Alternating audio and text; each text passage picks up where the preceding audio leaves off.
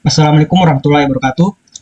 Kami dari kelompok satu akan mempresentasikan hasil kerja kami yang berjudul Sistem Manajemen Akademik Aplikasi Web Berbasis React untuk memudahkan pengelolaan data akademik siswa oleh guru dan admin.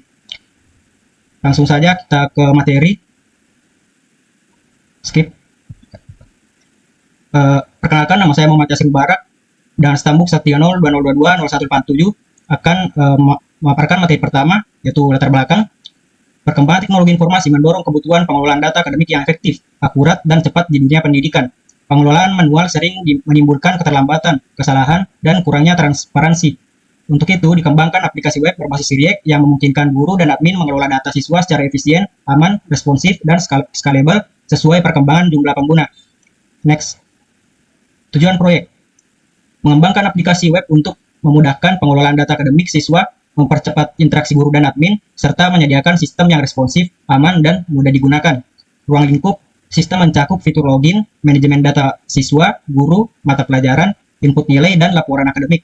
Akses hanya untuk pengguna terverifikasi. Metodologi: analisis kebutuhan, perancangan sistem atau diagram use case, class activity, komponen deployment, implementasi dengan React.js, Node.js, MongoDB, dan JWT. Pengujian unit dan integrasi, serta deployment ke server produksi tools pendukung seperti VS Code, Postman, MongoDB, Compass, dan GitHub. Untuk materi selanjutnya akan dibawakan oleh teman saya. Ya, baik, perkenalkan, nama saya Suprial dengan NIM 13020220189. Analisis kebutuhan sistem. Analisis kebutuhan sistem ada dua, yaitu kebutuhan fungsional dan non-fungsional. Adapun beberapa kebutuhan fungsional, yang pertama itu admin dapat mengelola data siswa, guru, dan mata pelajaran. Dua, guru dapat memasukkan dan memperbarui nilai siswa. Tiga, pencarian data siswa berdasarkan nama NIS. Empat, laporan siswa per semester untuk riwayat perubahan nilai. 5, dashboard akademik real time. 6, admin dapat mengatur hak akses pengguna. 7, ekspor data ke PDF. Kebutuhan non-fungsional ada performa, halaman dimuat dalam kurang 3 detik, keamanan autentikasi JWT dan inskripsi data sensitif, skalabilitas mendukung 1000 pengguna aktif, kompatibilitas optimal di Chrome, Firefox, dan Edge, responsif tampilan optimal di mobile maupun desktop, backup otomatis setiap hari, audit trail, mencatat perubahan data penting, dan 8 available uptime minimal 99%. Next. Adapun diagram, di sini ada diagram use case diagram, di mana untuk penjelasan sendiri, diagram ini menunjukkan fitur-fitur dalam sistem manajemen akademik dan siapa aktornya. Yang satu adalah admin. Admin bisa kelola data mata pelajaran, guru, dan siswa. Kemudian dia bisa lihat dashboard ringkasan, bisa login, bisa lihat laporan nilai, lihat riwayat perubahan. Guru bisa login, logout, masukkan, update nilai siswa, lihat data siswa, cari siswa, dan lihat laporan nilai. Kemudian ada kelas diagram. Kelas diagram ini menjelaskan tentang struktur data kelas dalam sistem. Yang pertama, user. Kelas memiliki metode login dan atribut user ID, username, password, role, dan login logout. Kemudian siswa dan guru adalah turunan dari user. Siswa mempunyai atribut NIS, nama, kelas, alamat, dan tanggal lahir. Guru punya atribut NIM, nama, dan mata pelajaran. Kemudian mata pelajaran berisi kode mapel dan nama mapel. Kemudian ada nilai yang menghubungkan siswa dan mata pelajaran, atributnya ID nilai, NIS, kode mapel, nilai, dan semester. Kemudian lanjut. Baik, perkenalkan, nama saya Muhammad Ahyar dengan stambuk 13020220168. Di sini saya akan menjelaskan tentang kategori komponen, alternatif komponen, dan analisis karakteristik. 1. Front-end framework. Di sini, di tabel ini menjelaskan perbedaan dari React, Vue, dan Angular. Skip. Lalu ada yang kedua, back-end framework. Di sini tabel ini menjelaskan tentang perbedaan dari Node.js atau Express, Django, dan Laravel. Skip. Lalu yang ketiga ada database, yang tabel ini menjelaskan tentang perbedaan MongoDB, MySQL, dan PostgreSQL. Oke, next. Yang keempat ada authentication, yang dimana tabel ini menjelaskan tentang perbedaan JWT 0 out 2 dan Firebase out. Next. Kriteria evaluasi per kategori komponen. Di sini MongoDB sangat cepat untuk query berbasis komponen, namun transaksi baru kuat setelah versi 4.0. Lalu untuk database MySQL handal untuk transaksi, cocok untuk aplikasi tradisional berbasis relasional. Lalu ada GraphQL unggul dalam performa kompleks, dukungan transaksi kuat, dan skalabilitas tinggi. Next.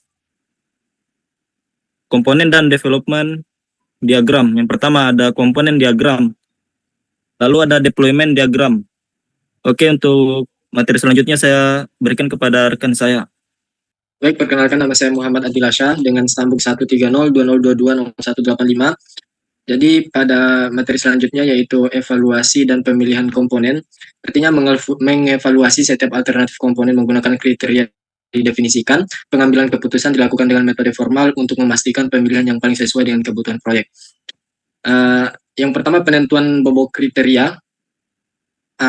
Yang pertama database untuk performa query-nya 30%, dukungan transaksi 20%, skalabilitas 30%, kemudahan integrasi 20%. Lalu pada UI framework, kemudahan penggunaan itu 30%, kompatibilitas komponen 20%, dukungan dokumentasi 30%, dan desain responsif 20%. Lalu untuk authentication system, keamanannya itu 40%, kemudahan implementasi 30%, dukungan social login 20%, dan biaya operasional 10%.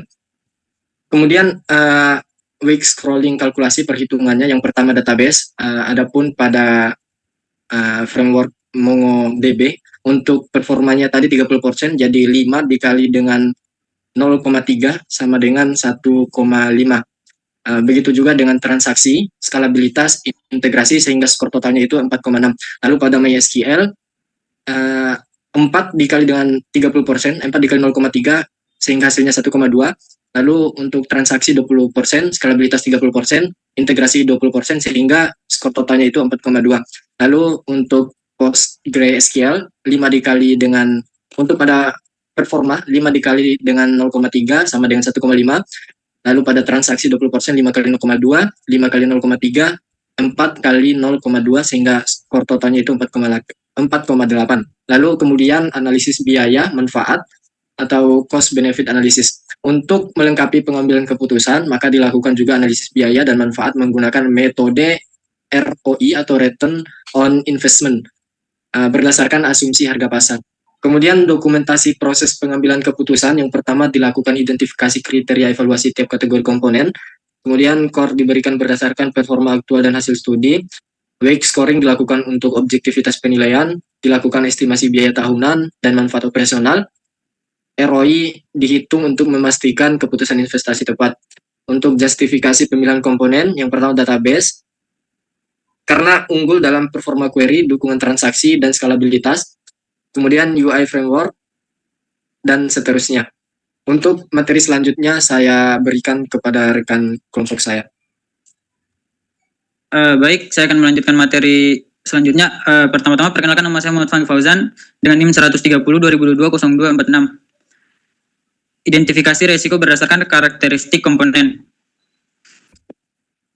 Yang pertama ada PostgreSQL komponen. Resiko kompleksitas query tinggi, sampai query lambat. Yang kedua ada komponen React, resiko kompatibilitas komponen pihak ketiga.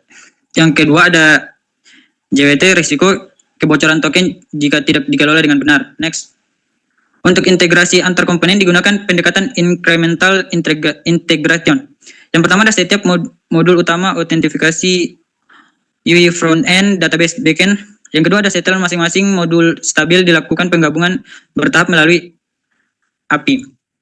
Yang ketiga ada pengujian integrasi testing dilakukan di setiap tahap penyatuan modul untuk memastikan bahwa seluruh sistem bekerja harmonis. Berikutnya ada teknik tambahan. Yang pertama ada continuous integration atau CI. Setiap perubahan kode di-push ke repository GitHub akan memicu pipeline CI untuk otomatis testing. Yang kedua ada API testing tools seperti Postman dan Insomnia digunakan untuk menguji integrasi antar front-end dan back-end. Yang ketiga ada monitoring. Gunakan tools seperti PM2 untuk back-end monitoring dan React DevTools untuk front-end debugging saat produksi. Next. Kesimpulan, berdasarkan seluruh tahapan analisis, perencanaan, dan evaluasi yang telah dilakukan, proyek aplikasi web berbasis React untuk memudahkan pengolahan data akademik siswa oleh guru dan admin berhasil merancang fondasi sistem yang efektif, aman, dan scalable.